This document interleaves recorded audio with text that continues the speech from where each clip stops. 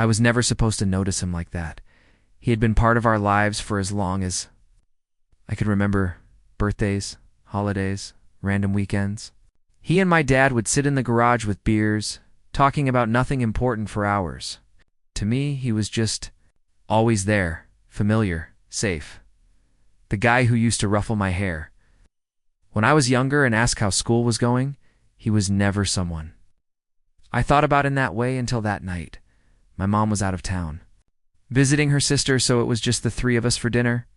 Nothing unusual. My dad had invited him over like he always did. I had just finished my second year of college and was home for the summer, stuck in that strange in-between phase where I wasn't a kid anymore, but didn't quite feel like an adult either. That evening, I was wearing a simple tank top and shorts. Nothing fancy, nothing special, just something comfortable. When I came downstairs and walked into the kitchen, I didn't expect anything to be different, but then I felt it. Someone was watching me. I looked up and caught him staring. Not the usual polite glance. Not the casual look of someone who had known me forever. This was different. His eyes lingered just for a second. Maybe two. But it was long enough to make my stomach flip. Long enough to make my heart stumble. I quickly looked away and told myself I was imagining things. There was no way. Dinner was normal. Or at least it pretended to be. My dad talked about work. Complained about deadlines and meetings. Marcus, yeah.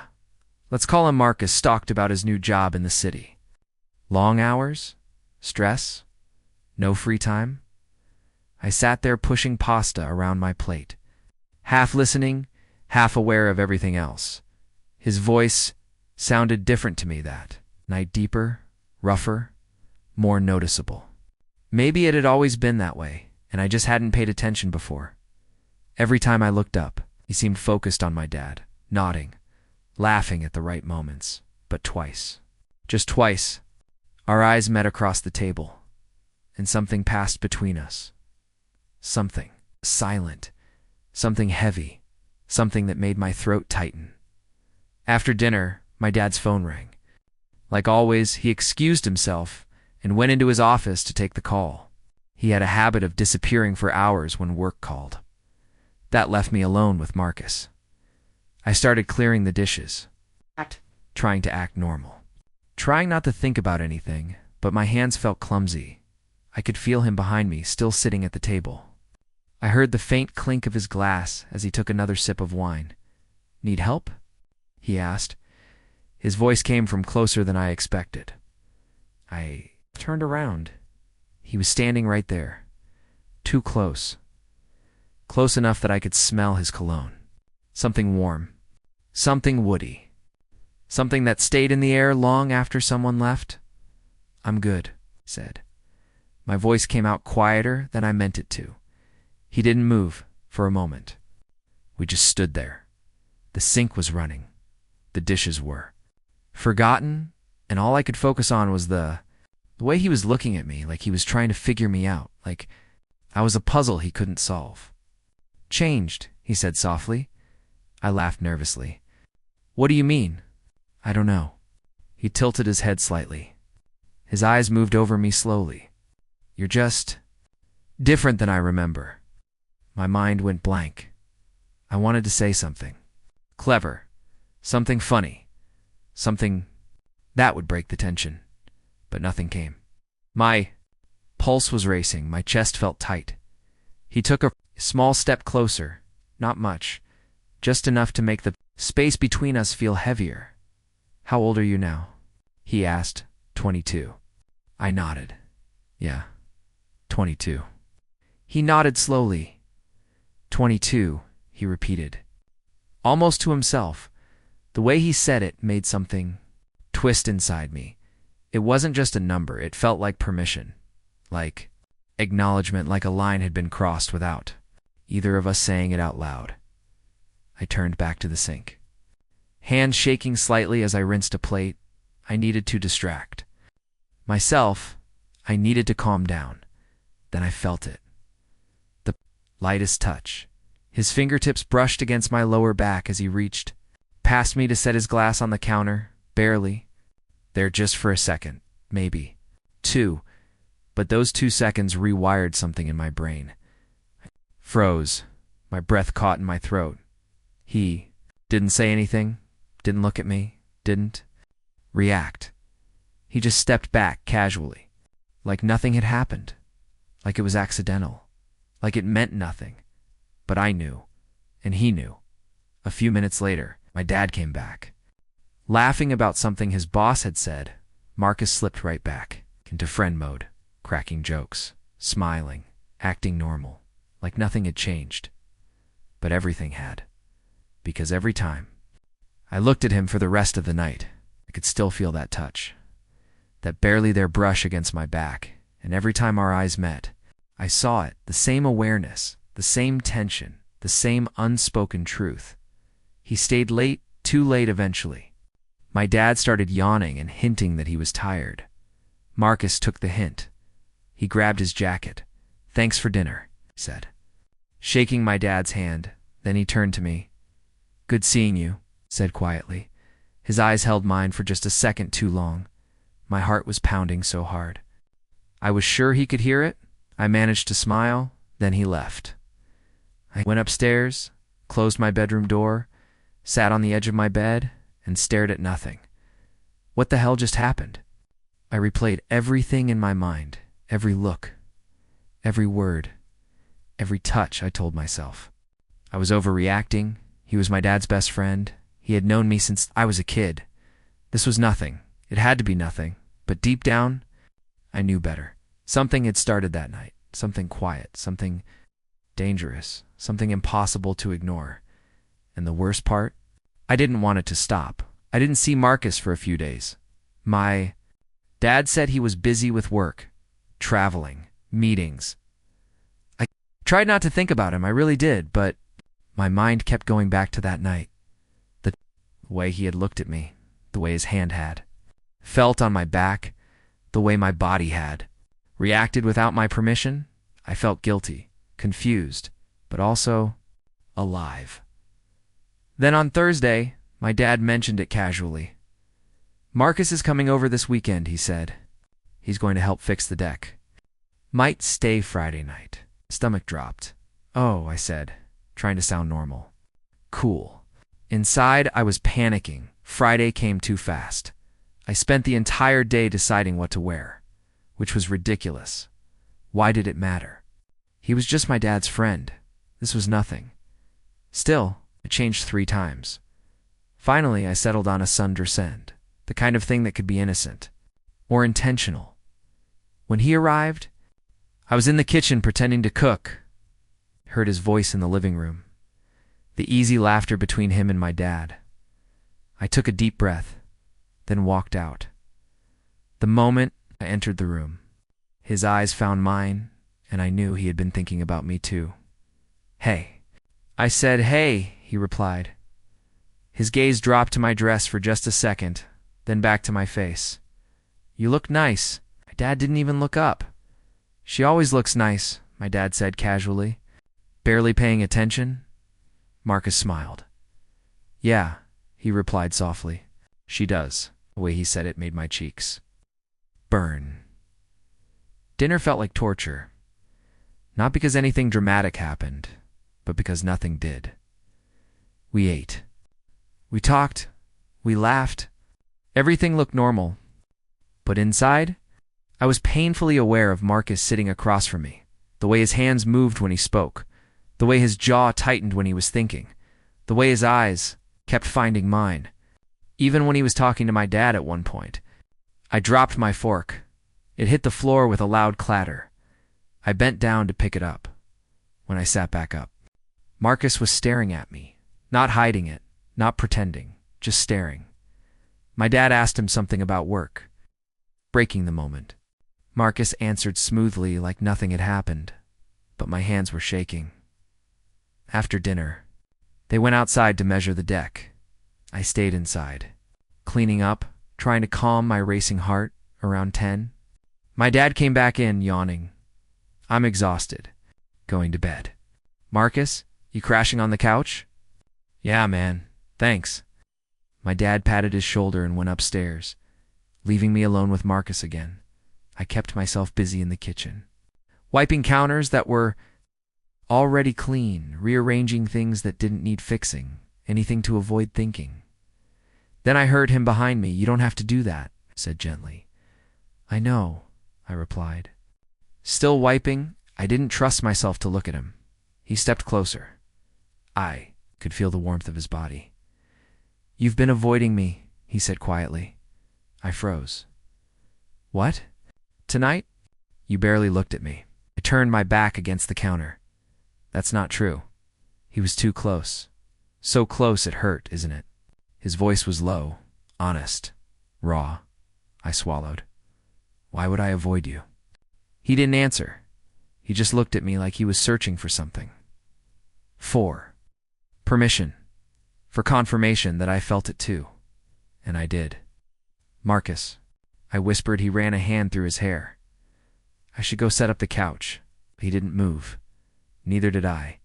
The air between us felt electric. Finally, he stepped back. "Good night," he said roughly. "Good night," he breathed. He walked away. I stood there, gripping the counter, my heart racing. This was wrong, dangerous. We were crossing lines, but neither of us could stop that night. I barely slept. I stared at the ceiling, replaying everything: his voice, his eyes, his closeness. He was right. I had been avoiding him because he felt like fire, beautiful and dangerous. Around 2 a.m, I heard movement downstairs, then silence. I wondered if he was awake too, thinking about me, like I was thinking about him. The next morning, I woke up to voices outside. They were already working on the deck. I made coffee and watched from the window. Marcus wore a white t-shirt. Damp with sweat, it clung to his body. His arms flexed as he worked. I hated that I noticed. My dad joked. Marcus laughed. That easy laugh, the one that used to feel safe, but it didn't anymore. Brought them coffee. "Thought you'd need this." "Sweetheart," my dad said. Marcus took his carefully, our fingers brushed. My skin burned. "Thanks," he murmured. I nodded and turned away. "Wait," he said. "Can you hold this board?" My dad walked off to get tools. Marcus held out his hand, hesitated, then took it. His grip was warm, strong. He didn't let go right away. The rest of the day passed in stolen glances, almost touches, unspoken tension. By evening, they were done. My dad announced he was showering and sleeping. "You staying?" He asked Marcus if that's okay. "Of course." Then he left us alone again. I sat on the steps. Pretending to scroll, Marcus watched the sunset. "Beautiful night," he said. Double quotes. Yeah. Double quotes. Silence. Heavy. "Can I ask you something?" He said. "Sure. Do I make you nervous?" My breath caught. "No. Why?" "Because you won't look at me." I met his eyes. "I am now." He sat beside me, close but earlier. "You couldn't stand being near me." I couldn't lie. "I don't know what to say," I whispered. "Me neither." We sat quietly. "This is complicated," he said. "I know. Your dad is my best friend. I know. You're not a kid anymore. But this isn't simple." "I didn't say it was." "Then what are we doing?" "I don't know," I admitted. "But I can't stop thinking about you." He slowly reached out, tucked my hair behind my ear. His fingers lingered. "I can't stop either. We can't do this." I said, "I know." But we didn't move away. His hand slid to my neck. "Tell me to stop," he breathed. I should have, but I didn't. Instead, I leaned in. Our lips met softly. Then everything broke. He kissed me like he'd been holding back forever. I kissed him back, desperate. Needing it was wrong, but it felt right when we pulled apart. We were breathless. "Jesus," he muttered. "Yeah." "We can't tell him." I whispered. "I know." He kissed me again. Slow. Gentle that night. I replayed it over and over. Around midnight, my phone buzzed. "Marcus, you awake?" Me. "Yeah, Marcus. Can't sleep." Me neither. Marcus, keep thinking about you. Me too, Marcus whispered. This is dangerous. I know, I replied softly. We should stop. I stayed silent for a long moment, then whispered, no, I don't want to. He smiled in the darkness. Good, because I don't either. The next morning, my dad announced he had to run some errands in town. You guys good here? He asked. Yeah, Marcus said. We'll finish the deck. But the moment his car disappeared down the street, Marcus found me in the kitchen. Hi, I said, my voice shaking. Hi. He crossed the room in 3 long strides and kissed me. Not gentle this time, hungry, urgent, I gasped. My hands sliding up his chest, feeling the hard muscles beneath his shirt. He pressed me against the counter, his body close to mine, his hands gripping my waist. We have to be careful, he murmured. I know. If my dad finds out, he won't. He pulled back slightly, his eyes dark with desire. You're going to be the death of me, he whispered. I smiled. Good. He kissed me again, and I lost myself in him. It was dangerous. It was wrong. But I didn't care anymore. The next few days became a dangerous game. Stolen kisses. Hidden touches under the dinner table. Long looks filled with words we couldn't say out loud. Marcus stayed longer than he should have. At first, my dad didn't question it. After all, they were friends. But soon, I noticed things. The way my dad watched us a little too closely. The way he went quiet when he walked into a room. The way his casual questions felt anything but casual. You two seem to be getting along, said one morning. Yeah, I replied quickly. He's easy to talk to.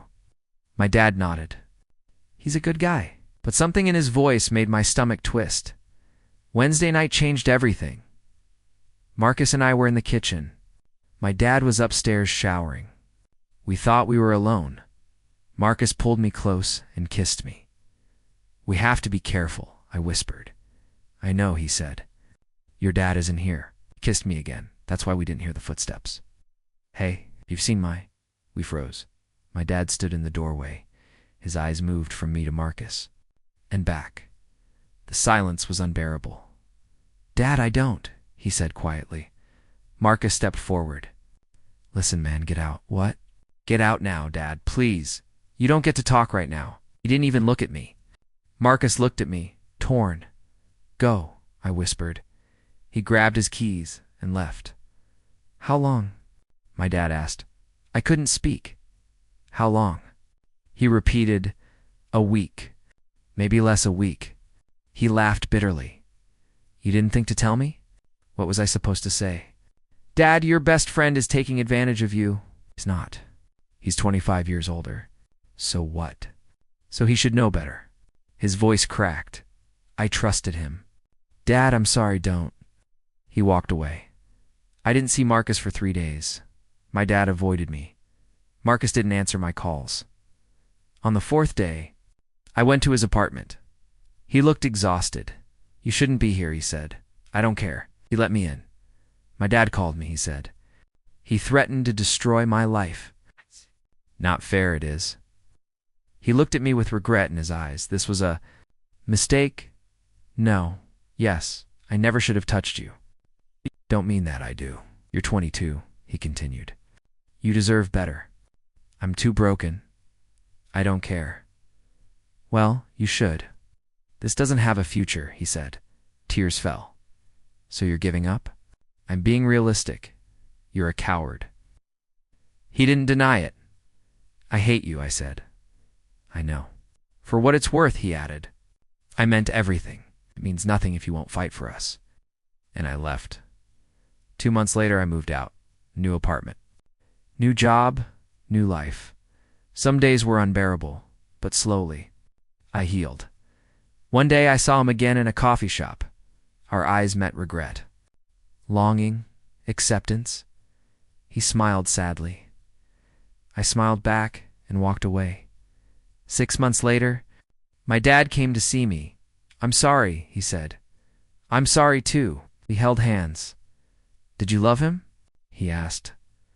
I don't know, I said. Maybe I loved how he made me feel. That's fair, he replied. 1 year later, I saw Marcus in a bookstore. He was with another woman. He looked peaceful. So did I. We said hello and goodbye. For good.